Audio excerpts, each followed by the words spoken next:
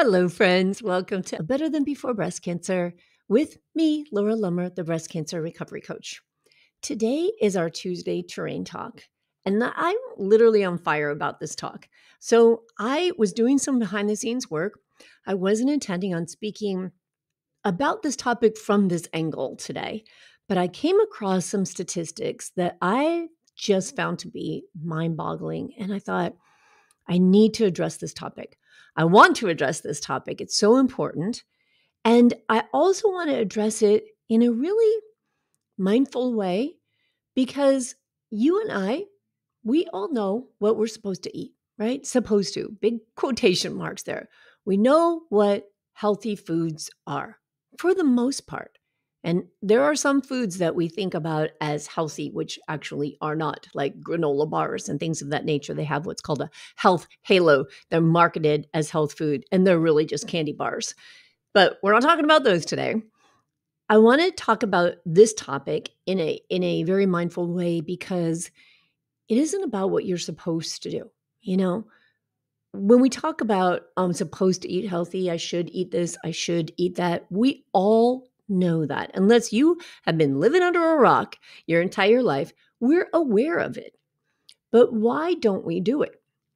And I think, especially after looking at this statistic, I think that part of the reason why we don't do it isn't because of lack of knowledge, but maybe because it's lack of awareness. Maybe we really aren't aware of how little we're doing to support our body and its nutritional needs. And maybe we're not completely aware of how much we're doing that isn't serving us. I have to think that that's what's true. And I think that that's also combined with our thoughts about food. And that means when you think about food, do you look at it as this food serves my wellness? And I'm going to make these choices based on what my dietary goal might be. So, what's a dietary goal? For me, a dietary goal is to maintain a state of ketosis. So, the foods that I choose are based on the question, will this food taste good? Because I want it to taste good regardless. Will it taste good? But will it help me stay in ketosis? Because the most important thing to me about staying in ketosis is supporting my body's ability to heal and weakening the cancer cells and making them more susceptible to the treatments that I'm on, weakening the cancer cells that are in my body. So that's my dietary goal. Some people may have a dietary goal of maintaining a healthy weight. So then we ask ourselves, is this food I'm about to consume going to support that? Dietary goals can be clearing out the brain fog, having more energy, having healthy looking skin, right? We think about how do we want food to work with us? How do we want food to serve our body? And within that spectrum, within that mindset, are what things am I going to indulge in?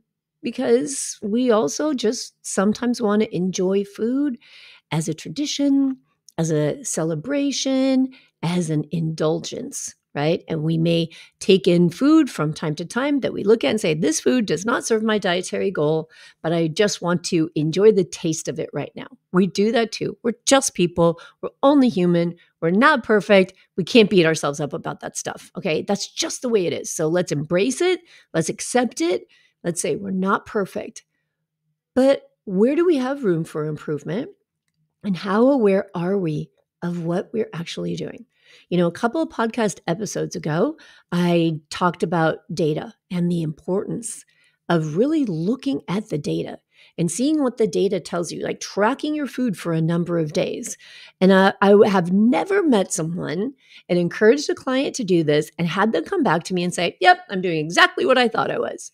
Never, not once. That's not happened for me. And it's never happened with somebody that I've been coaching. Because once again, I know I've said this a lot and I'll probably say it a lot more.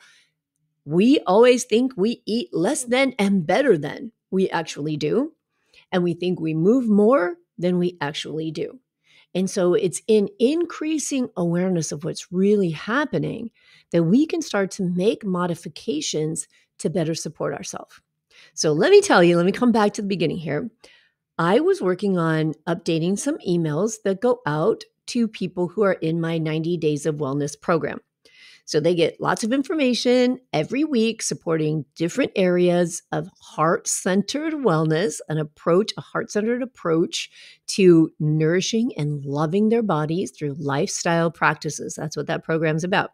So I was going through these emails, checking to make sure that the information that I send out, that the links are working, they're not broken, and they're still leading to the things I think they're leading to. Well, one of those links leads to a page on the National Geographic's website. And that page is called How the World Eats. So I start playing around with it because it's this interactive circle graph. And you can look at the caloric intake from different food groups. So it's got sugars and fats, it's got produce, meat, dairy, breaks it all down. And you can look at it from the perspective of globally, what is the world eating? And you can choose different countries and you can look at different years, you can play with it. Now, a limiting factor here is it only goes from 1961 to 2011.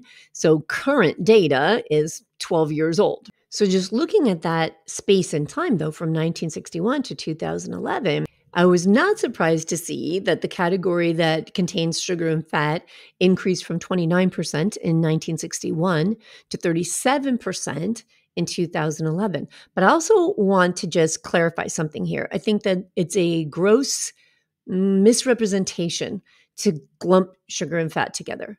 Sugar has no nutritive value for us whatsoever. Sugar tastes good. Sugar makes a better cake, a better cookie, all of those kind of things. But our bodies don't need sugar. If you never had sugar again, you would not have any nutritional deficiency in your body. So to mix sugar and fats, I think is kind of putting this, kind of demonizing fats. And we do need fats. We have to have fats in our diet. And there are good fats, inflammatory fats, and anti-inflammatory fats. That's a little bit of a tongue twister. And so looking at the combination of that and not being able to separate out sugar from fat and lumping them together as if they're both kind of in that same group of non-nutritive and inflammatory and really just an unhealthy ingredient for food, I think is not the best representation of data, but that's not what I'm focusing on. So what I did see was that from 1961 to 2011, according to this graph in the United States, the total caloric consumption, because that's what this graph looks at, the percentage of calories consumed by the average person, that the total caloric consumption for the United States and what people were eating, only 8% of that came from produce, from fruits and vegetables in 1961. And in 2011, still only 8%. It did not grow. So then I thought, okay, hold on. Produce is very low in calories. Could this be that people are eating enough produce, eating enough fruits and vegetables, but the calorie content of them is so low because there are lots of water and lots of fiber that's why it's remained consistent, and that maybe consumption has gone up, but caloric intake has also gone up. So let's look a little further into this. So I do.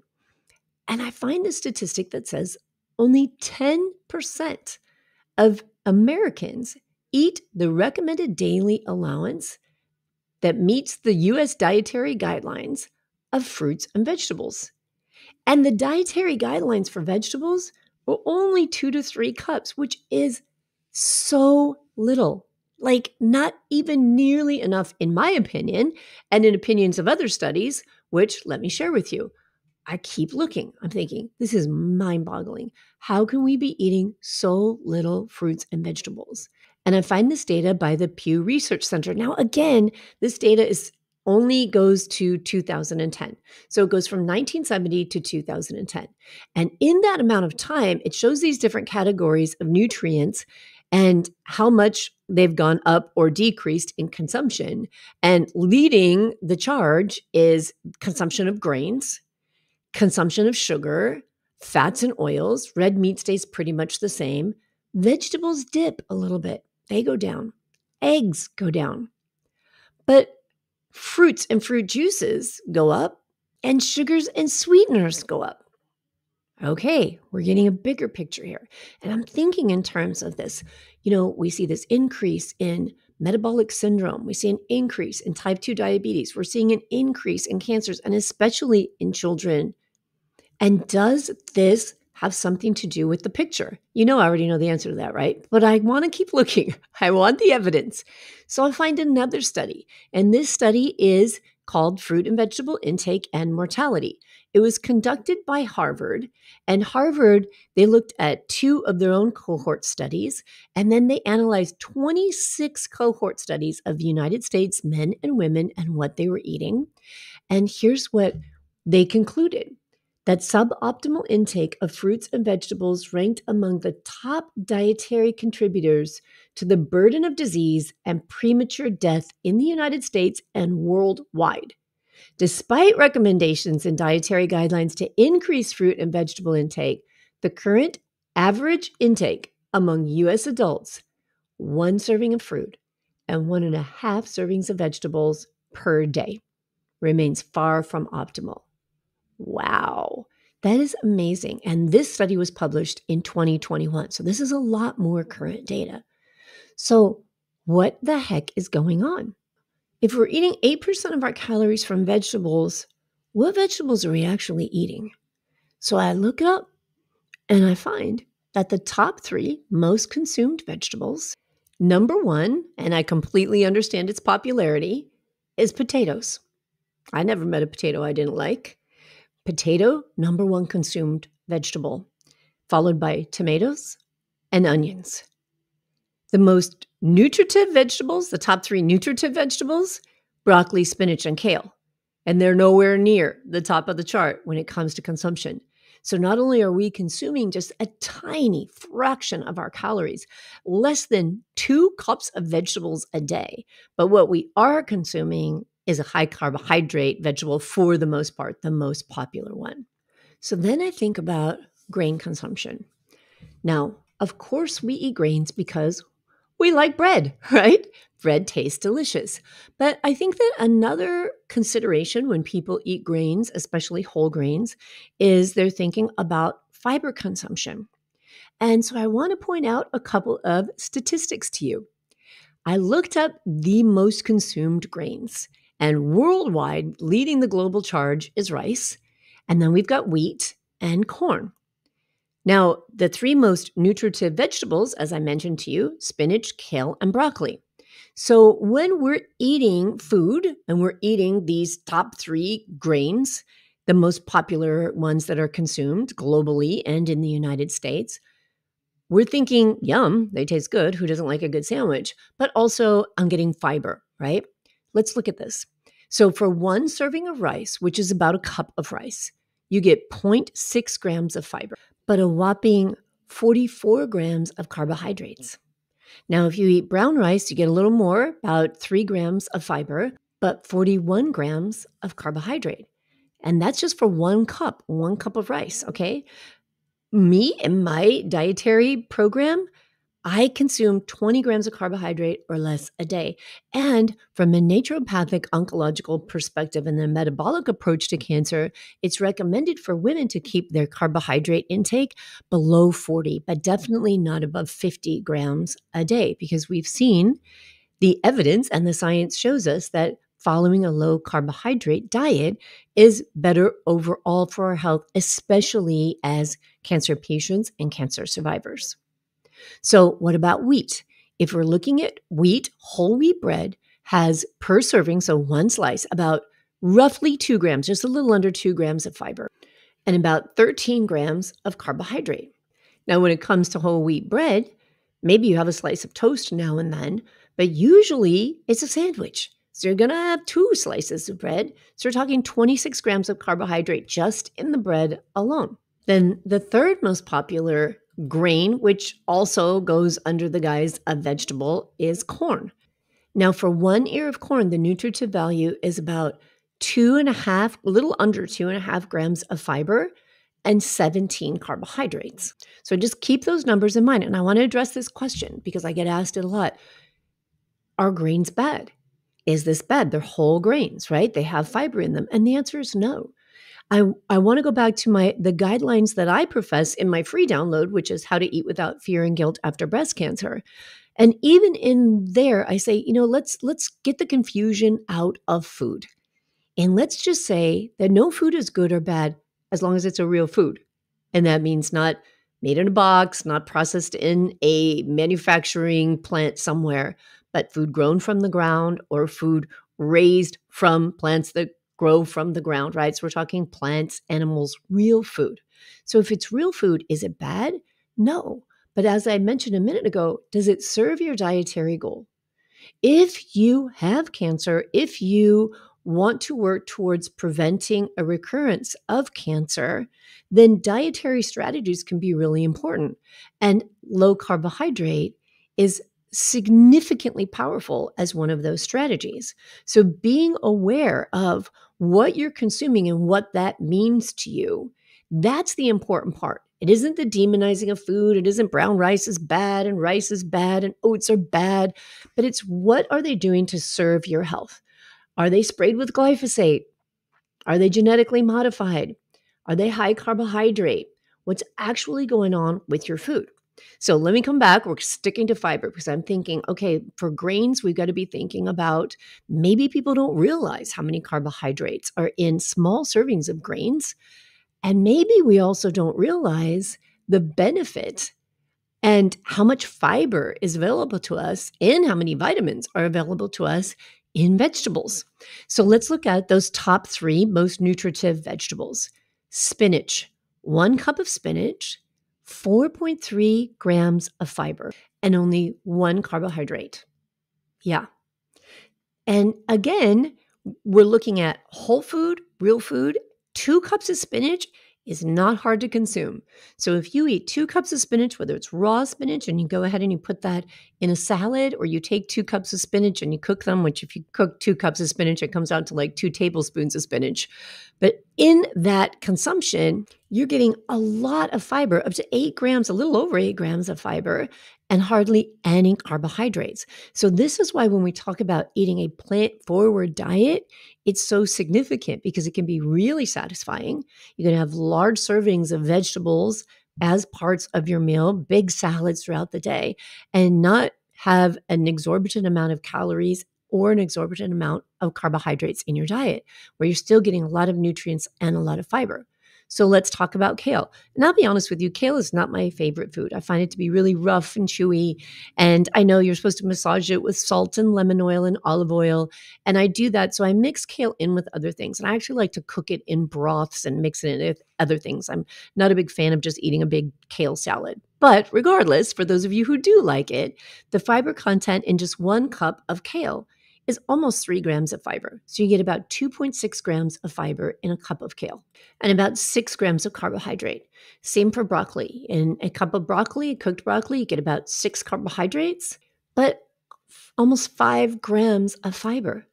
So when we think about the consumption of whole grains and the reason we eat whole grains, aside from flavor, right?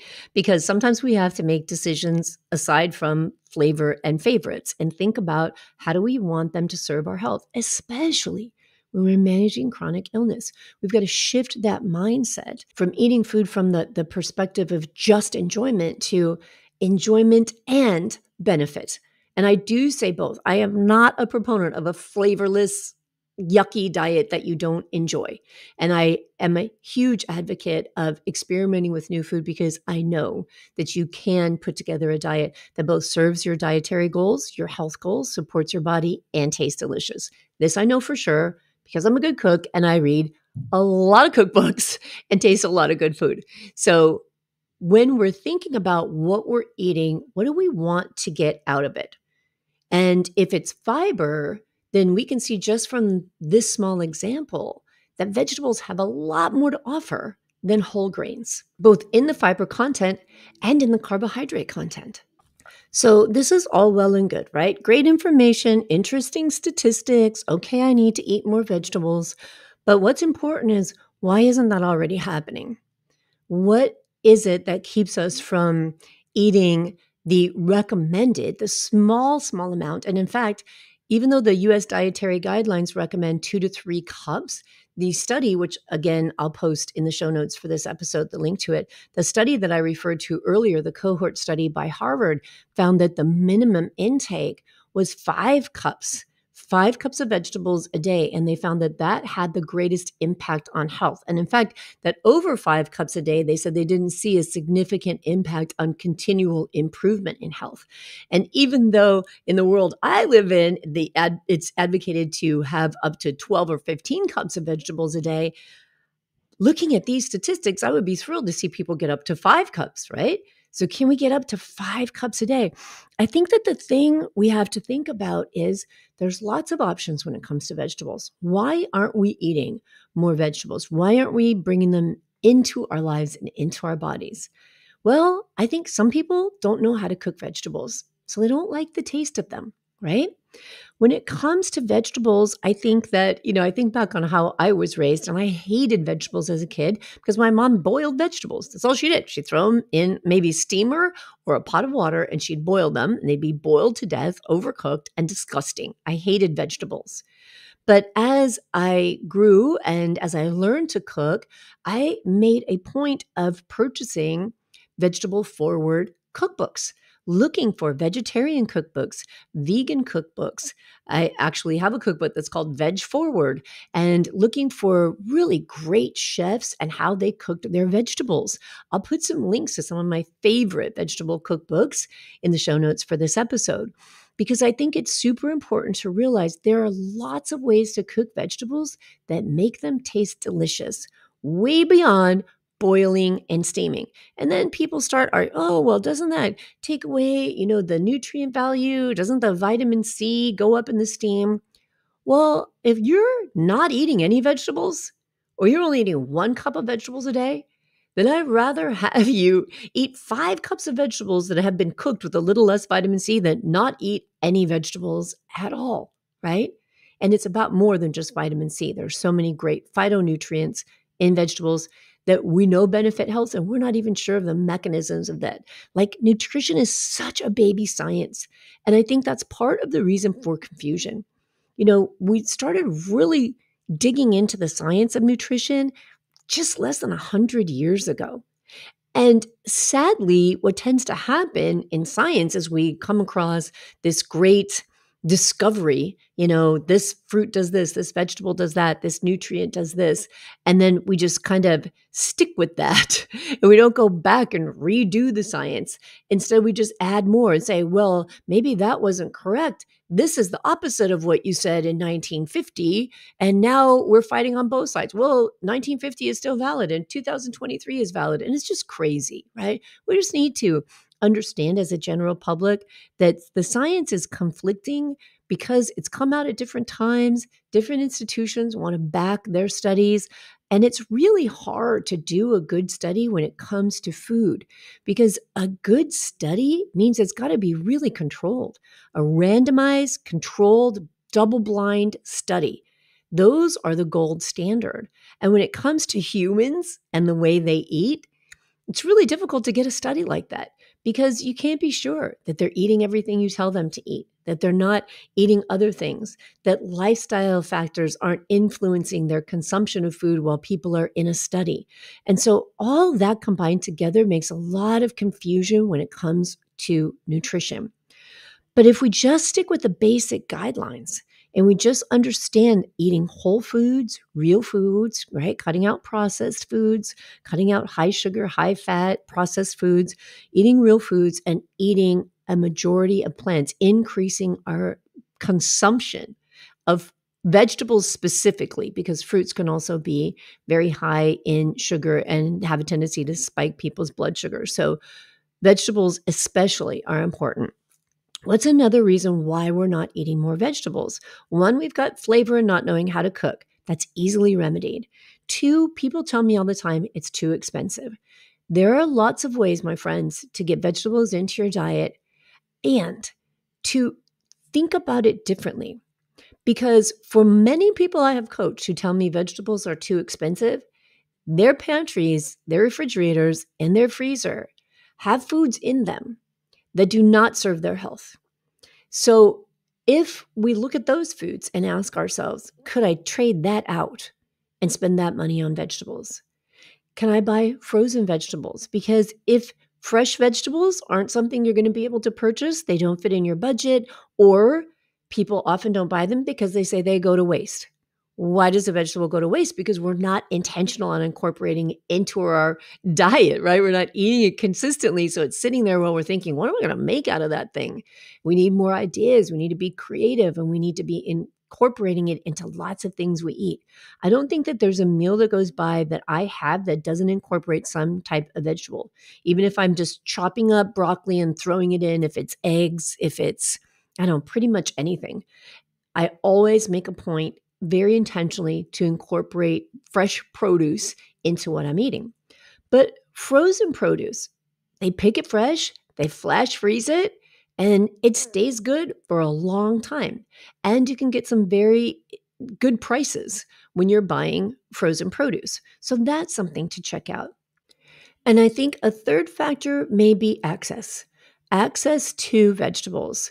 So understanding them, understanding how to use them and cook them so that you begin to enjoy them, affording them, and being able to have access to them. So one of my sons moved to Aspen, Colorado, and although he's got a good job there, it's an extremely expensive place to live. Now, he's 23 years old, soon to be 24 years old. Even though he makes a decent living at his job, his living doesn't necessarily accommodate the ability to shop for fresh food in Aspen. So he makes an hour and a half trip every other week to a Costco. And he would say to me, I'm so frustrated because he's very concerned about eating well and eating healthy. But he runs into this problem with vegetables. If I buy all these vegetables, they go to waste. He says, I could drive all the way to Costco and buy a bunch of them. But then, of course, Costco sells ginormous size servings of everything. And so he says, but I can't get through them before they're wasted. But remember, if you buy fresh vegetables, you get them home, you chop them up, and you freeze them yourself. Okay? Or you cook them and then freeze them. And so you can use these different techniques to make them last longer so that we're being mindful of the finances, but finding more ways to get these really beneficial foods into your diet. If you have thoughts about this, if you're listening to this podcast and you have questions that I didn't address and you're thinking about how to get more vegetables in or change the way you're thinking about it, I'd love to hear those questions. So find me on Facebook and Instagram as the Breast Cancer Recovery Coach and DM me your questions, or join my free Facebook group, the Breast Cancer Recovery Group, and ask your questions there. When we're talking about breast cancer recovery, it's inclusive of all things that we need to do to support ourselves. And one of those major things is our metabolic health. And what supports our metabolic health? Good food. So a couple of takeaways from this show. How many cups of vegetables are you actually eating on a daily basis? Could you pay attention to it this week, or pay attention to it just today and look at it and notice, how much am I really eating? Do I think I'm having more than I actually am? Are you doing a good job of it? If you're doing a really good job of getting lots of vegetables into your diet, share that information. Go to the Breast Cancer Recovery Group, join it, and share with other people how you get more healthy foods into your diet. What are some tricks? How do you make your dollar stretch further? How do you make that food taste delicious? We're always stronger together, supporting each other with our creative ideas. And definitely click through the links in the show notes. Read more of the research so that you increase your awareness of the importance of incorporating these foods into your diet. And also check out some of those cookbooks.